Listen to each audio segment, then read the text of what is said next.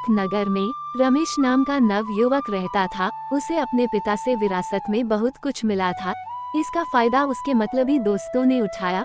रोज एक अलग अलग बहाने उससे खूब धन लूटते। रमेश की माँ उसे खूब समझाती, लेकिन वह अपनी माँ की कोई बात ना सुनता। धीरे धीरे अपने निकम्मे दोस्तों के कारण उसने अपना सारा धन बर्बाद कर लिया।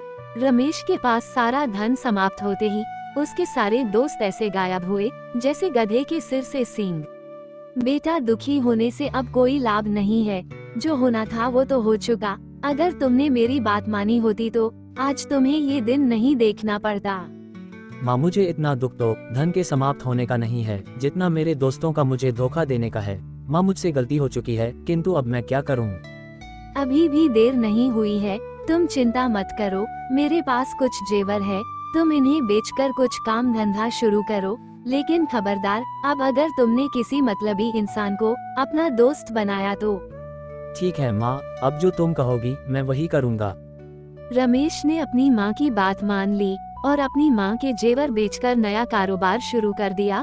कुछ ही दिनों में उसका कारोबार बहुत ही अच्छा चलने लगा, लेकिन अब अपने पुराने दोस्तों से मिलने की आदत की वजह से रमेश बेचैन रहने लगा। माँ, मैं अपने दोस्तों के बिना नहीं रह सकता।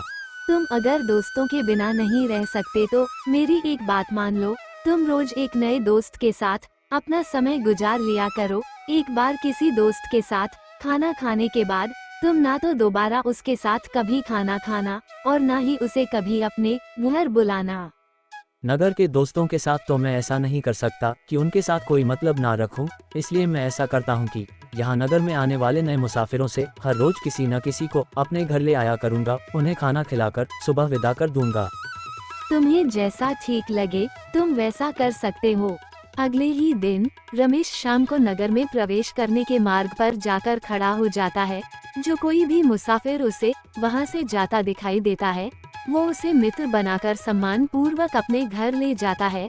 उसे घर में खाना खिलाता है, ढेर सारी बातें करता और सम्मान पूर्वक विदा कर देता है। देखा, मैंने कहा था ना कि धीरे धीरे तुम्हारा उन मतलबी दोस्तों से पीछा छूट जाएगा। तुमने ठीक कहा था माँ, मुझे नए नए दोस्त बनाने में बहुत अच्छा लगता है और मेरा मन भी प्रसन्न रहता है। एक दिन किशोर जब किसी नए मुसाफिर के इंतजार में बैठा था तो उसे सामने से एक सौदागर अपने नौकर के साथ आता दिखाई दिया। दरअसल वह सौदागर नगर का राजा था, जो नगर का भ्रमण करने के लिए वेश बदलकर महल से निकला था। प्रणाम मित्र, क्या तुम आज मेरे घर चलकर वहीं पर भोजन कर सकते हो? तुम कौन हो और मुझे भोजन का निमंत्रण क्यों दे रहे हो? मित्र, मैं हर शाम मुसाफिरों को अपने घर ले जाता हूँ, उन्हें भोजन कराता हूँ और सुबह सम्मान पूर्वक उन्हें विदा कर देता हूँ। इससे मुझे संतुष्टि मिलती है। ठीक है मित्र, तो मैं अवश्य तुम्हारे घर में भोजन करूंगा। रमेश की बात सुनकर राजा उसके साथ घर जाने के लिए तैयार हो जाते हैं। रमेश की माँ भोजन लगाती है और सभी भोजन करते हैं और रमेश महाराज से ढेर सारी बातें करता है। महाराज रमेश से पूछते हैं, मित्र, ऐसा क्या कारण है कि तुम हर शाम किसी न किसी मुसाफिर को भोजन कराते हो? रमेश ने अपने धोखेबाज मित्रों की सारी बात राजा को सुनाई। मित्र, यह मैंने अपनी माँ की दी हुई नसीहत से शुरू किया है। इससे मुझे बहुत प्रसन्नता मिलती है और मेरा मन बिल्कुल भी दुखी नहीं रहता। रमेश, जो तुमने हमें ये दावत दी है और अपने घर में आश्रय दिया है, इसके बदले में मैं आपके लिए कुछ करना चाहता हूँ। भगवान ने मुझे सब कुछ दिया है, मुझे किसी चीज की कोई कमी नहीं है, बल्कि मैं तो आपका एहसानमंद हूँ कि आप मेरे घर पर दावत पर आए। मित्र, माना कि तुम्हारे पास किसी चीज की कोई कमी नहीं है, लेकिन फिर भी अगर तुम्हारे मन में कोई भी इच्छा हो तो तुम मुझे बता सकते हो। मित्र, वैसे तो मुझे कोई परेशानी नहीं है, पर मेरी एक इच्छा है, लेकिन आप उस सिलसिले में कुछ नहीं कर सकते। मित्र रमेश, तुम बताओ तो तुम्हारी क्या इच्छा है? हमारे यहाँ जो मुखिया है उसने पूरे गांव को परेशान कर रखा है, लेकिन कोई भी उसका कुछ नहीं बिगाड़ सकता। अगर भगवान मुझे एक दिन का राजा बना दे तो मैं उसे ऐसी सजा दूंगा कि वह 7 पीढ़ियों तक याद रखेगा। भगवान करे आपकी इच्छा पूरी हो, चाहे जो भी हो, मैं इसे एक दिन का राजा अवश्य बनाऊंगा। फिर सभी सोने के लिए चले गए। राजा ने अपने नौकर से बेहोशी की दवा मंगाई और रमेश से छुपाकर उसके गिलास में डाल दी और वापस रमेश के पास आकर कहने लगे, लो भाई रमेश, तुम भी अपना दूध पी लो, फिर सोने के लिए जाओ। रमेश ने वह गिलास अपने हाथ में लिया और खट कर सारा दूध पी लिया। थोड़ी ही देर में रमेश बेहोश हो गया तो महाराज ने अपने नौकर को उसे महल ले जाने का आदेश दिया और स्वयं भी महल पहुंच गए। सभी मेरी बात ध्यान से सुनो। रमेश को राजा के ही बिस्तर पर लेटा दिया जाए। कल शाम तक रमेश को ही राजा समझकर उसका पूरा सम्मान किया जाए। और मंत्री जी, कल यह व्यक्ति मेरी जगह दरबार में बैठेगा। इसके हुक्म का पालन ऐसे किया जाए जैसे हुक्म का पालन किया जाता है। महाराज की आज्ञा का पालन किया गया। रमेश को शाही बिस्तर पर लेटा दिया गया।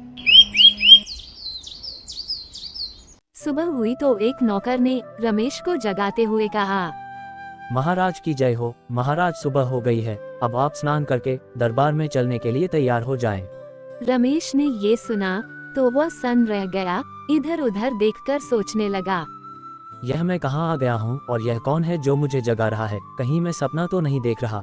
हाँ, कल सौदागर से बात करते हुए राजा का जिक्र किया था, लगता है मैं वही सपना देख रहा हूँ। राजा साहब, जल्दी से उठिए और सभी दरबारी आपका इंतजार कर रहे हैं। क्या भगवान ने मुझे सच में राजा बनवा दिया? किंतु ऐसा कैसे हो सकता है? देखो भाई, तुम्हें कोई गलतफहमी हुई है, मैं कोई राजा वाजा नहीं हूँ। ये कैसे हो सकता है महाराज कि मैं आपका गुलाम आपको भूल जाऊं? लगता है आज आपने कोई बुरा सपना देखा है। रमेश को कुछ भी समझ नहीं आ रहा था कि कल तक वह एक सामान्य व्यक्ति था और आज अचानक राजा कैसे बन गया। लेकिन उसने नौकर की बात मान ली और तैयार होकर दरबार पहुंच गया। महाराज की जय हो। आपने क्या हुक्म किया है? महाराज, क्या फरियादी पेश किया जाए?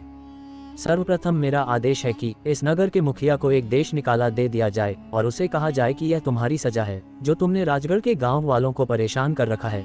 इसके साथ ही राजगढ़ में रह रहे एक व्यक्ति रमेश की मां को 1000 स्वर्ण मुद्राएं दी जाए।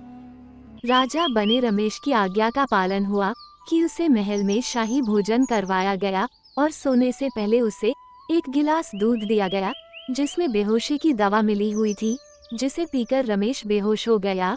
रमेश को उसके घर में पहुंचा दिया गया। सुबह होते ही रमेश की आंख खुली तो वह आश्चर्य में पड़ गया। सैनिक, सैनिक, दासियां, सभी कहाँ हो? जल्दी आओ। रमेश जोर जोर से सभी को आवाज देता रहा लेकिन कोई भी नहीं आया। थोड़ी देर बाद उसकी माँ उसके सामने उपस्थित हुई। क्या हुआ बेटा? हाँ रमेश, तुम ये बहकी बहकी बातें क्यों कर रहे हो? तुम किसे अपना बेटा कह रही हो? ये क्या तुम अपनी माँ को नहीं पहचान रहे हो? कौन रमेश? अब तो मैं इस राज्य का राजा हूँ। क्या मेरा बेटा पागल हो गया है जो ऐसी बहकी बहकी बातें कर रहा है? बेटा रमेश, तुम ऐसी पागलों वाली बातें मत करो। अगर किसी ने सुन लिया तो हमारी सामत आ जाएगी। और तुझे पता भी है, इस राज्य के राजा ने मुसाफिरों को भोजन कराने के लिए हमें इनाम में 1000 स्वर्ण मुद्राएं दी हैं। माँ, मैं ही तो राजा हूँ, मैंने ही तो आपको 1000 स्वर्ण मुद्राएं देने का आदेश दिया था। बेटा रमेश, अगर तुम्हारी ऐसी अजीब बातें पड़ोसियों ने सुन ली तो वो तुम्हें पागल खाने डलवा देंगे। क्या मैं सच में रमेश हूँ?